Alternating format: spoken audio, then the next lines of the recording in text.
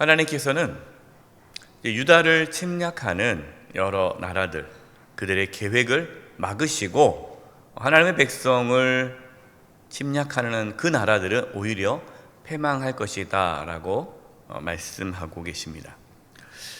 9절입니다. 너희 민족들아 함성을 질러보아라. 그러나 끝내 패망하리라. 또 너희 먼 나라 백성들아 들을지니라. 너희 허리를 동이라. 그러나 끝내 패망하리라. 너희 허리에 띠를 띠라. 그러나 끝내 패망하리라. 하나님의 백성을 침략하려고 아무리 계획을 할지라도 군사를 모으고 함성을 지르고, 이 함성을 지른다는 게 이제 쳐들어올 때 와 하고 이제 군사들이 쳐들어오는 걸 말하는 거거든요. 허리를 동인다는 것은 이제 전쟁을 하기 위해서 준비하는 거예요. 그렇게 아무리 너희들이 계획하고 준비할지라도 그 모든 계획은 다 물거품이 되고 결국 너희들은 패망할 것이다 라는 겁니다. 여러분, 어떻게 그럴 수 있을까요? 그 이유가 무엇입니까? 10절입니다. 너희는 함께 계획하라. 그러나 끝내 이루지 못하리라. 말해보아라. 끝내 시행되지 못하리라. 이는 그 이유가 뭡니까? 하나님이 우리와 함께 계심이니라. 하나님이 유다와 함께 계시기 때문에 유다를 침략하는 모든 나라들은 망할 수밖에 없다라는 거예요. 여러분, 유다가 군사력이 강해서 그동안 전쟁에서 이긴 것이 아닙니다. 하나님께서 함께 하셨기 때문에 그 어떠한 대적도 이길 수 있었던 거죠. 이사야 선지자는 유다 지도자들과 백성들에게 하나님이 함께 하신다면 어떠한 대적도 이길 수 있다라는 것을 지금 선포하고 있는 거예요. 그러니까 유다가 붙잡고 의지할 분은 누구십니까? 하나님이죠. 하나님 한 분만을 의지하고 붙잡아야 돼요. 그러나 이 당시 이 이사야가 말씀을 선포했을 때, 지금 이 말씀 9장 말씀을 선포했을 때 이 유다의 왕이 아하스 왕입니다. 아하스. 근데 이 아하스 왕은 어떤 왕이냐? 이제 아람 군대와 북이스라엘이 연합을 해서 유다를 침략하려고 합니다. 이제 그 계획을 듣고 이 유다 왕 아하스가 하나님께 기도해야 되는데 아수르에게 도움을 구합니다. 왜? 그 당시에 아수르가 이제 애굽은 지는 해고 떠오르는 해가 이제 아수르이기 때문에 이제 아수르를 의지하는 거예요. 그래서 이 아하스 왕과 그 신하들, 그 당시에 이 정권은 친아수르였어요. 친아수르. 아수르와 친해지는 정책을 펼쳤습니다. 그래서 그 아수르의 도움을 받아 이제 그 위기를 모면하게 돼요. 하나님께서는 이사야를 통해서 그러지 말아라. 너희들이 하나님을 의지해야 되지 왜 아수르를 의지하느냐? 근데 아무리 말을 해도 이 아하스 왕과 신하들은 무슨 소리냐? 아수르가 우리를 도와준다. 그래서 아수르에게 조공을 바치고 아수르에게 이렇게 아수르를 의지하죠. 근데 결국 어떻게 되었습니까? 아수르가 유다를 침략하게 되죠. 그것 때문에 유다가 엄청난 그 많은 고통과 아픔을 겪게 됩니다. 여러분은 무엇을 의지하십니까? 여러분은 누구를 의지하십니까? 하나님만 의지할 수 있기를 바랍니다.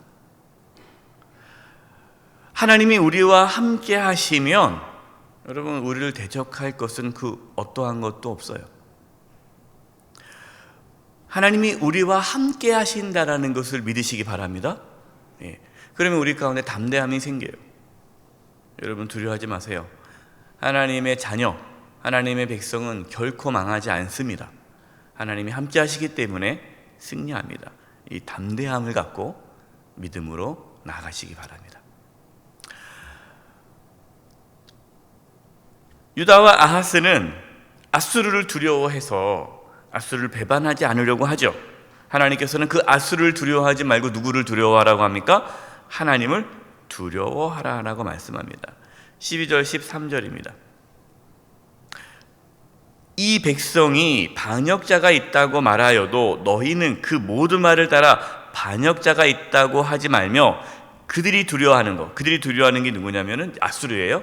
아수르를 너희는 두려워하지 말며 놀라지 말고 만군의 여호와 그를 너희가 거룩하다 하고 그를 너희가 두려워하며 무서워할 자로 삼으라.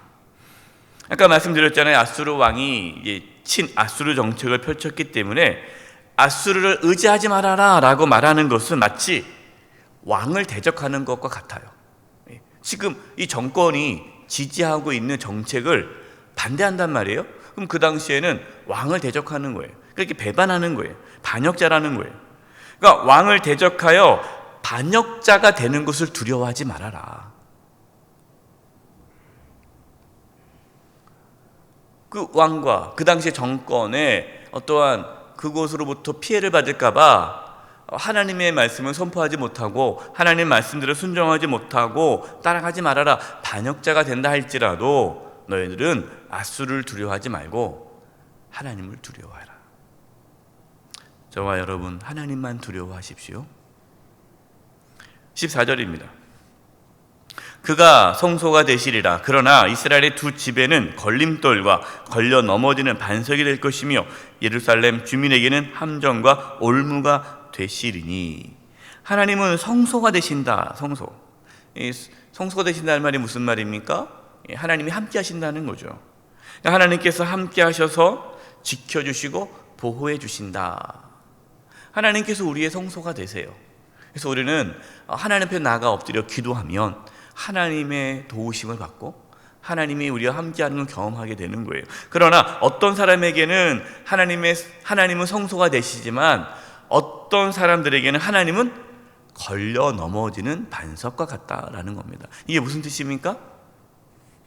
하나님을 두려워하고 하나님이 함께 하시는 자는 하나님이 성소가 되세요. 그러나 하나님을 두려워하지 않고 하나님 말씀에 순종하지 않는 자는 하나님으로부터 심판을 받게 된다는 거예요. 저와 여러분에게는 하나님께서 성소가 되시기를 바랍니다. 하나님이 우리의 심판자가 되시면 안 되죠. 17절입니다. 17절 말씀을 제가 표준세번역으로 읽어드리겠습니다. 주께서 비록 야곱의 집에서 얼굴을 돌리셔도 나는 주님을 기다리겠다. 나는 주님을 의지하겠다. 여러분, 이사야 선지자는 하나님께서 나를 외면하신다 할지라도 나는 하나님을 기다리면서 하나님을 의지하겠다라고 고백합니다. 여러분, 이것이 신앙이에요. 신앙. 무엇이 신앙입니까? 내가 어떠한 상황에 처해 있어도 내 삶에 어떤 환난과 고난이 있어도 끝까지 하나님을 의지하고 하나님만을 내가 바라보겠다라는 것, 여러분 이것이 신앙이에요. 어떤 분들은 하나님이 안 도와준다고 조그만 일에 또 금방 삐져요. 어려움이 찾아오잖아요. 삶에요. 그럼 하나님 기도합니다. 조금 기도해요. 근데 상황이 나아지지 않아요. 더 어려워져요. 그럼 뭐라고 합니까? 하나님 어디 있느냐? 하나님이 살아계신 나한테 왜 나한테 이럴 수가 있느냐? 그걸 기다리지를 못해요. 그러니까 하나님의 존재, 하나님이라는 분은 나에게 도움이 되면은 좋은 분이고 나에게 도움이 되지 않으면은 좋지 않은 분인 거예요. 그러니까 신앙의 기준이 뭡니까? 자기예요, 자기. 그러니까 자신이 신앙의 기준이에요. 자신에 따라서 하나님이 좋은 분이고 하나님 나쁜 분이에요. 여러분, 그것은 잘못된 신앙이에요. 진짜 믿음은요, 내가 어떠한 환난 속에 살아도 평생 내가 어떠한 고난과 환난 가운데 있어도 죽음 앞에서도 하나님의 선하심을, 하나님의 인자하심을 놓치지 않는 게 신앙이에요. 그래서 많은 믿음의 사람들이 이 땅에서 끝까지 믿음을 지키다가 죽음을 맞이한 분들이 있어요. 그러니까 평생 인간적으로 봤을 때 자신의 삶에 하나님의 도우심을 경험하지 못하고 생을 마감한 분도 있어요. 여러분, 그럼 그분의 믿음은 의미가 없는 겁니까? 아니에요. 그게 믿음인 거예요. 여러분, 끝까지 하나님을 기다리시기 바랍니다. 끝까지 하나님을 의지하셔야 돼요. 죽음 앞에조차서도 우리가 끝까지 믿음을 지키는 것. 여러분, 그것이 참된 믿음이에요. 이사야는 그렇게 하겠다는 거예요. 내가 어떠한 상황에 처해 있어도. 저번에 말씀드렸잖아요. 이사야가 어떻게 됐습니까? 므낫세 왕에게 톱으로 켜서 죽임을 당했잖아요. 그러니까 이사야는 죽음을 당하는 그 현장 앞에서도 끝까지 하나님의 말씀을 전했고 하나님을 의지했다는 거예요. 19절입니다. 어떤 사람이 너희에게 말하기를 주절거리며 속살거리는 신접한 자와 마술사에게 물으라 하거든 백성이 자기 하나님께 구할 것이 아니냐 산자를 위하여 죽은 자에게 구하겠느냐 하라. 사람들이 얘기하는 거예요. 나는 하나님만 의지하겠다. 나는 하나님을 바라보겠다. 그랬더니 에이, 하나님 어디 있냐. 무당한테 가라, 무당. 그래서 교회 다니는 분들 중에 기도도 해요. 기도. 작정 기도 해요. 그래도 불안해. 뭔가 들려지는 게 없으니까. 뭔가 나아지는 게 없는 것 같아요. 그러니까 어디 가는 거예요? 영화다는 집에 가는 거예요. 점집에. 네. 교회도 다니면서 점집에도 가요. 세상은 뭐라고 말을 합니까? 하나님의 말씀에 귀를 기울이지 말아라. 다른 것의 귀를 기울여라. 무당집에 간다든가, 또 힘 있는 자들에 가서 도움을 구한다든가, 세상의 어떤 지혜를 구한다든가. 그래서 우리로 하여금 하나님의 말씀에 집중하지 못하게 하고 다른 것에 자꾸만 집중하게 만들어요. 여러분, 거기에 현혹되지 말아라. 그래서 20절입니다. 20절 말씀을 표준 세번역으로 읽어드리겠습니다. 그러나 너희는 그들에게 대답하여라. 오직 주께서 가르치신 말씀만 듣고 그 말씀에 관한 증언만 들으라고 하여라. 이 말씀을 따르지 않으면 동트는 것을 못 볼 것이라고 하여라. 세상 사람이 조롱하여도 우리는 끝까지 하나님의 말씀을 붙잡고 살아야 된다라고 말씀하고 있는 거예요. 여러분, 주변에서 우리를 조롱할 수 있어요. 영적 순례기 33일 동안 우리가 새벽에 말씀 들었는데 주변에서 그럴 수 있어요. 뭘 그렇게 피곤하게 사냐. 그 말씀 듣는다고 네 삶이 나아지느냐. 너 그동안 네가 그렇게 하나님 말씀 들었는데 네 삶에 나아진 게 뭐가 있냐. 나 봐라. 나는 하나님 믿지 않아도, 나는 말씀 몰라도 난 잘 살지 않느냐. 여러분, 세상은 우리를 그렇게 조롱하고 그렇게 비아냥거려요. 여러분, 흔들리지 마세요.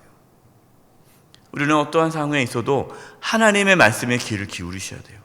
우리는 하나님의 말씀을 붙잡고 살아야 돼요. 그것이 생명의 길이에요. 하나님 말씀을 떠나서 세상의 방식대로 살아가고 하나님 말씀에 귀를 기울이지 않고 자기 마음대로 살아가는 모든 자들은 하나님의 심판을 받게 됩니다. 저와 여러분, 우리가 하나님 말씀에 대로 순종하며 살면 이 땅에서 잘 먹고 잘 살기 때문에 이 말씀을 지키자는 게 아닙니다. 이것이 진리이기 때문에 말씀 붙잡는 거예요. 우리는 끝까지 하나님의 말씀을 붙잡고 그 말씀에 순종하며 살아갈 수 있기를 바랍니다. 어떠한 환난과 어떠한 고난이 있어도, 세상이 우리를 조롱하고 무시해도 하나님만을 두려워하시고 하나님만을 의지하시고 하나님의 말씀만 붙잡고 끝까지 믿음의 길을 걸어가는 저와 여러분 되기를 간절히 축원드립니다. 기도하겠습니다. 하나님 아버지, 이 마지막 때에 이 환난과 고난이 있는 이 인생 길에서 저희들 끝까지 하나님만을 의지하고 하나님만을 두려워하며 하나님의 말씀만을 붙잡고 살아갈 수 있도록 도와주시옵소서. 예수님의 이름으로 기도드립니다. 아멘.